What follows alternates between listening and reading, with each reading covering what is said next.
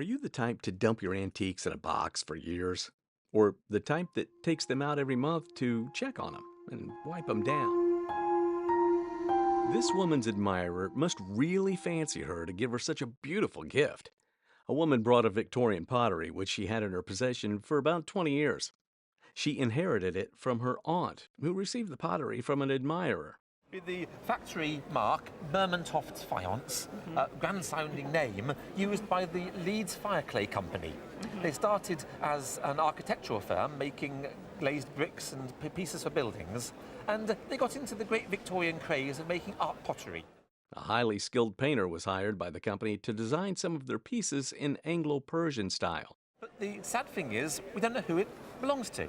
The mark was clearly someone very skilled who understood high Victorian taste of the time, but we don't know their name. The design is, however, regarded as a copy of William de Morgan's style.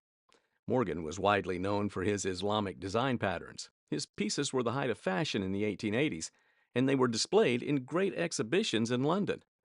Could this reputation affect the price of the pottery in the marketplace? But even a good old Bermontoft piece is certainly going to be, I would think, £4,000 or £5,000. Oh, really? That's amazing. Guess it doesn't matter whether it's a copy, as long as the design is beautiful and appeals to the buyer. Just the glamorous look of this ring will make you guess that it is on the pricey end. The ring was made by the popular jewelry manufacturing company, Tiffany & Company, founded by Charles Louis Tiffany. Tiffany's is known for manufacturing exquisite jewelry with the purest stones, and the appraiser noted that this could be the case with this ring, which was designed with diamond and sapphire stones. It hasn't been heated, so it came out of the ground like that, and that is very unusual.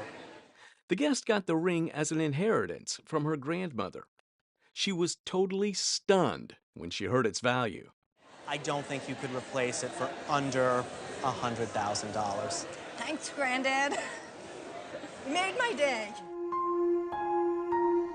His mother's thoughtful gift to his father turned out to be a great investment. So what she did was she saved $5 from her food money every week for probably 2 years. The guest father loved reading children's books with illustrations, so his wife decided to get him a painting from a book as a gift. The painting was done by Frank Schoonover in 1923. It was a painting from a chapter in the book Privateers of '76. If this were in a gallery, I think that it would sell in the range of $125,000. It's a Really? wonderful, yes. Really? It's a wonderful painting.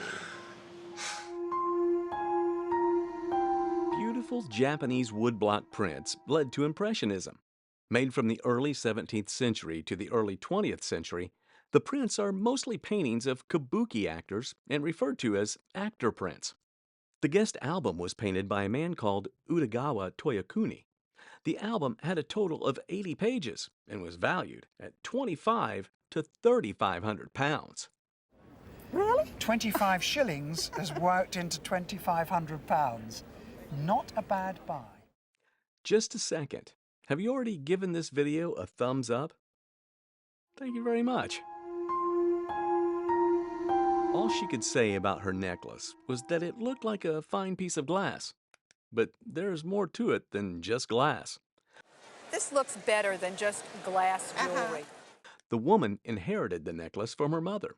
It was made by a French jewelry designer, Georges Fouquet.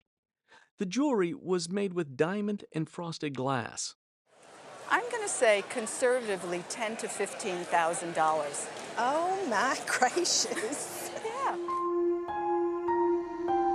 The springtime radiates warmth, and so does the spring painting of John Samuel Raven. John Samuel was the English self-taught landscape painter whose works are more popular than the artist himself. The woman who brought the painting had inherited it from her parents. It is a pre-Raphaelite painting done during the Victorian period. It's mid-Victorian, painted under the influence of the Pre-Raphaelites. That's to say, the painters who painted with very strong colours, very minutely, in the most wonderful detail. And this is a great example.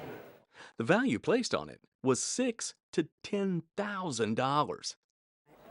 and take the cobwebs off as well. Don't they have? Luckily for this man, he possesses not just one, but two beautiful lamps that cost thousands of dollars. The lamps were a gift from a friend who had purchased them in New York and Los Angeles. They were made around 1905 by the popular company Tiffany Studios, which was founded by Louis Comfort Tiffany. Both lamps still had most of their original parts in place. Are the originals, which is a very nice bonus to have. And even the original caps have a lot of value today. Really? On a lamp like this, I would recommend putting an insurance value of $85,000. And on this one, I would put an insurance value of $45,000. Some of the typefaces we use today were designed by German graphic designer Lucien Bernhard. The guest had done some favors for Lucien and got his original art as a show of gratitude. Lucien was the inventor of the poster design style placket still. His influence on graphic design and on typography is almost undefinable. He personally designed 36 different typefaces. The artwork gifted to the guest were mostly advertisement designs for brands like Priester Matches and Manoli Cigarette. As I believe them to be, I can see $20,000 to $30,000.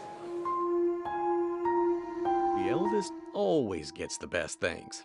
Originally it was my grandmother's, and when she died, the family gathered around a table and had to sort out her jewellery, and my mother, being the eldest, had the first choice, and she chose this. This piece is a French necklace made of white diamonds that is absolutely admirable. Today, it's exactly the sort of diamond jewellery that people want. It's not ostentatious, it's wearable. The jewelry did not fall short, with its value of £8,000 to £10,000. Would you trade your car for this guitar? Let me know in the comment section. He traded his 1939 Chevrolet for this guitar in 1971.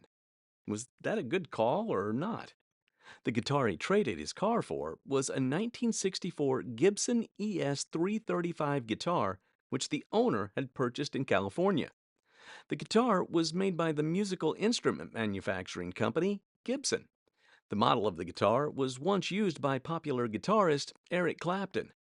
But it was really championed and became really popular when Eric Clapton started using it. Well, today this guitar at a retail price would be $12,000 to $12,500. Wow.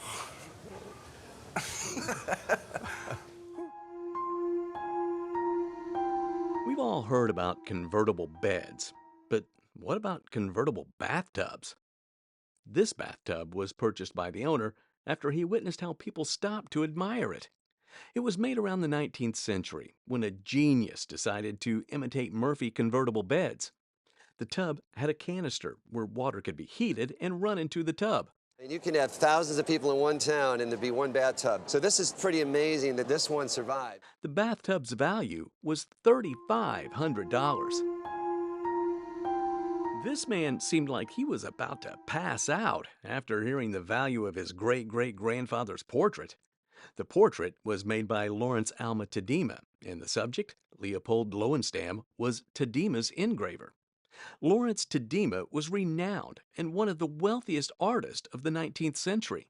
In 2010, Tadema's painting was sold at auction in Sotheby's for $36 million, making it the highest amount achieved by a Victorian painter. Leopold's print was valued at $200,000 to £300,000.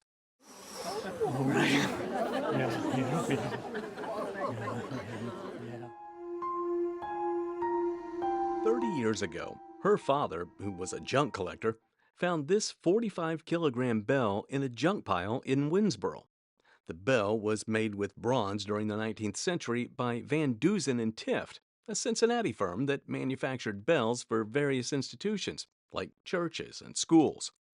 The guest inherited the bell after her father passed and revealed that it had been in her garage ever since. There's a catalog from 1900 that exists. If you were to have purchased this at the time, it would have cost you $13, and you'd be looking at an auction estimate in today's market at between $4,000 and $6,000. When this man's uncle was a kid, He rocked these shotgun chaps and spurs, which were made by an Italian man, Joe Bianchi. 3 years old, it looked like, when he was wearing these. Joe is best known for his spurs and bits and served as a great influence for early Western spur makers. The cute pieces were valued at $2,400 to $3,500. How often did you listen to the hit song My Girl by The Temptations when it was first released? Many will admit that the group was one of the best back in the day. A trunk, which was used by a member of the group to store costumes, was purchased by the guest for $500. Although the trunk looked exactly like the one that was used by the group, it needed more proof to give it provenance. To see if any of these are in shots with them traveling. If you can find one that has this specific trunk, then you're golden.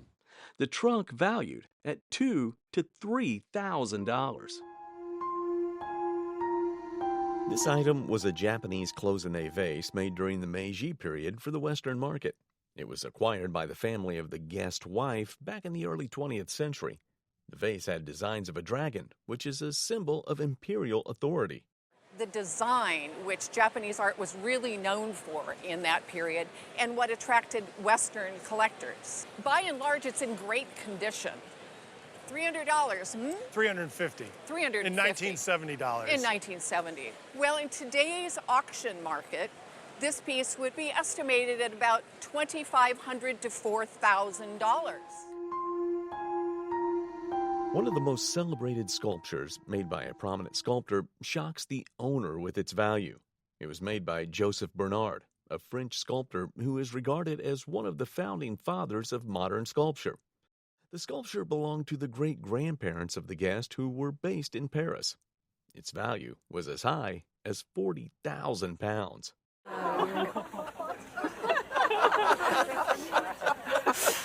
No. Oh my goodness. Well, that's quite something for the family because she is a family piece and we are so lucky. This woman's mother must have really been a fashion queen to own such exotic designer items. The lady brought some items that belonged to her mother when she was alive. It's a wonderful snapshot of 4 of the major jewelry periods or movements. The collection included a diamond brooch, cigarette case, Tiffany & Company gold purse, and a Van Cleef & Arpels pendant. Her collection valued at $3,800. Oh, thank you, Lisa. She'd be so pleased. She would. This item provides proof to the claims in the controversial book Mommy Dearest by Christina Crawford. The guest grandmother had worked as a nanny to the famous actress Joan Crawford. He brought a schedule which Joan made his grandmother follow while she worked for her. The schedule showcased how strict and over-disciplined Joan was and provided evidence to Christina's book claims that her adoptive mother, Joan, was a control freak. The typed schedule, along with an autographed picture of the actress, valued at $4,000 to $6,000. Wow, very cool. While working as a manager in a hotel owned by the Mercury 7, his father became acquainted with many astronauts. The guest told an interesting story of how the astronaut John Young and his father plotted to smuggle corned beef sandwiches into space. You've got an incredible collection of items here. Among the items the guest brought in were a signed photo of Neil Armstrong to him and his parents, and a letter from Bartlett Shepard to his father. The entire collection of items valued at $30,000 to $50,000.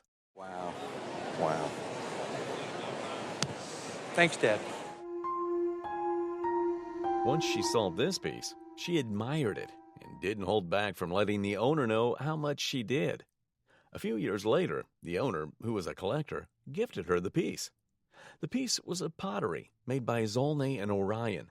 It turns out this is a collaboration between a Hungarian Art Nouveau company and a German Art Nouveau company. Oh.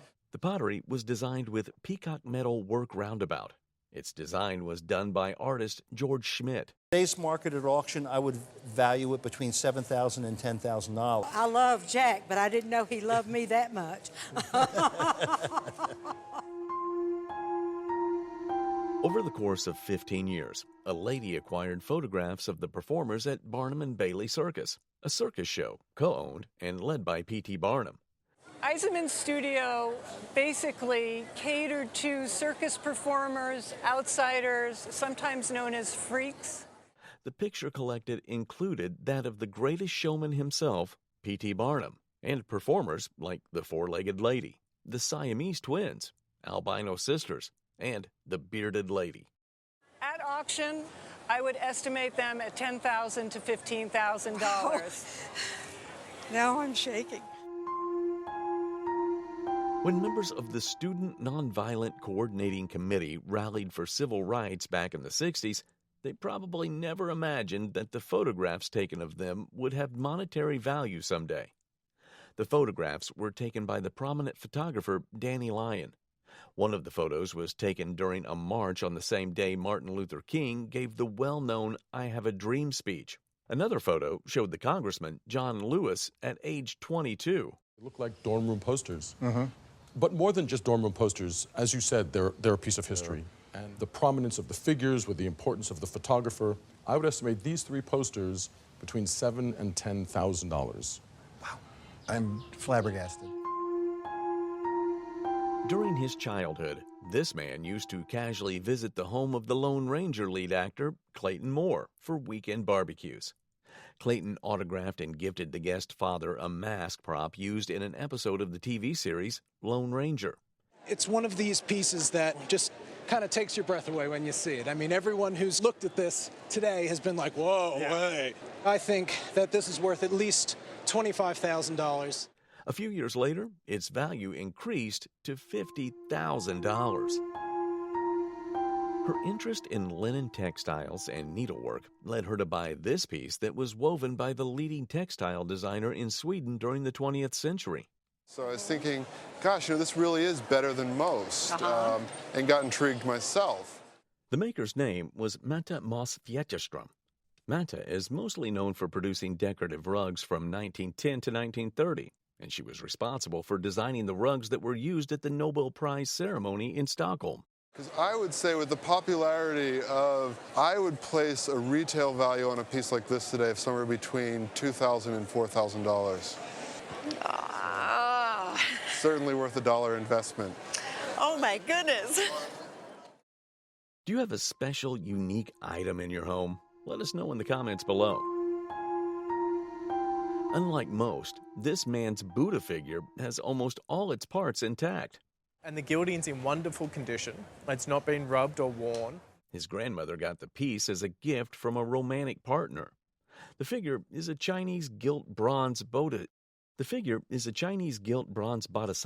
which originated from the Indian Buddhism deity. The figure represents the Bodhisattva of compassion. The owner of this piece was floored when he learned how high its value was. Speaking to value in a retail setting, this would be $40,000. Wow. Had no idea. Absolutely no idea. This guest father, who worked in advertising, was among the sponsors of the first broadcast of MGM's animated version of The Grinch, which was an adaptation of the book How the Grinch Stole Christmas by Dr. Seuss. The cartoon was broadcast on CBS in 1966. For being a sponsor of the broadcast, the guest father was given a plaster Grinch statue, amongst other things. Which is really a neat statue. And the statue received a value of $5,000 to $7,000. After abandoning the pieces under the bed for years, this guest decided to bring them to the Roadshow to discover their origin. The items were a clock and a barometer set, which was given to the guest grandparents upon their retirement from a lodge in New York where they worked. The pieces were made in the 19th century by Caldwell & Company. Probably was designed to go either on either side of a window or a door. The pair valued at $4,500. Wow. Her professor-turned-friend gifted her son baseball cards, which she had collected when he was young. My dad was a huge baseball fan, and he said, "Stop what you're doing. Is there any Mickey Mantle card in there?" They were Topps cards of many 1950s Hall of Fame players. The cards were made by the leading producer of baseball trading cards, Topps. Among the cards were that of baseball players like Sandy Koufax, Ted Williams, Monty Irvin, and Hank Aaron. You have more, but we selected just these.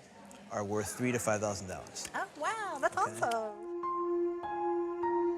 This item takes us back in time once more to the first adaptation of a book to television. MGM Studios was the first to make a movie based on the book The Wonderful Wizard of Oz by Frank Baum. The guest brought in one of the Winky Pipes props, which was used in the 1939 movie. He purchased the props in 1984 for $595 from an auction company in California. These swords belonged to the guards of the Wicked Witch of the West, and 2 of them would bring in excess of $30,000. By 2022, the value for these props skyrocketed to an incredible $140,000. A table that was present during a 1959 exhibition that led to the popular kitchen debate between the United States' former President Richard Nixon and the former Premier of the Soviet Union, Nikita Khrushchev, made its way to the Roadshow. The daughter of an industrial designer that was hired for the exhibition brought the table in. It was a modern furniture made with rosewood. The value for the table, and an autographed picture of Nixon, was $15,300 to $25,500. Oh, that's wonderful. A cup from the 17th century survived the Holocaust and World War II and has been in the family ever since. We rarely see silver or any item that goes back quite that far. It was one of the items the guest grandparents took with them when they were relocating from Germany to the United States. The man's family used the cup for wine during Jewish ceremonies. It was a silver gilt piece made in Augsburg, Germany. I would say an auction estimate would be between $2,500 and $3,500. Watch other videos on this channel to see more items that have appeared on the Roadshow.